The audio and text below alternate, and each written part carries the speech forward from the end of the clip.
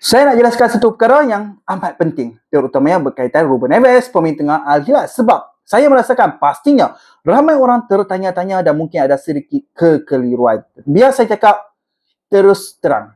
Daripada sumber yang saya baca, mengatakan bahawa tiada perkembangan konkret setakat ini. Sebab itu, hampa boleh tengok saya tak posting apa-apa pun tentang Ruben Neves di akaun media sosial saya dan juga termasuk di channel Wasabi saya. Tiada rundingan rasmi, tiada bidaan dan tiada perbincangan terus antara Man United dan juga Al Hilal. Apa yang sebenarnya sedang berlaku. Man United hanya berhubung dengan ejen yang juga mewakili Ruben Neves. Itu saja. Tiada apa-apa yang berlaku. Dan perbualan itu pula bukan secara khusus tentang Neves tetapi lebih kepada perbincangan umum.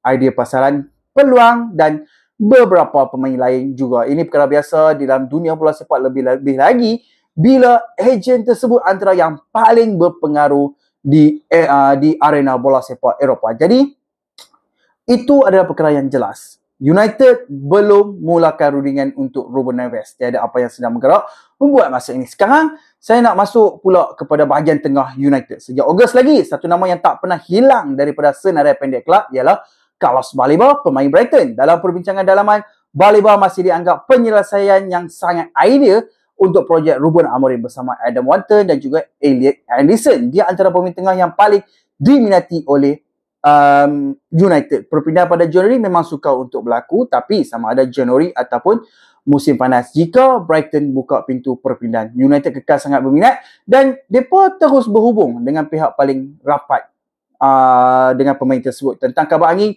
Bayern Munich pula, setakat maklumat yang saya baca daripada sumber yang saya ikuti mengatakan bahawa Bayern tidak sedang mengusahakan perjanjian untuk mendapatkan Carlos Baleba.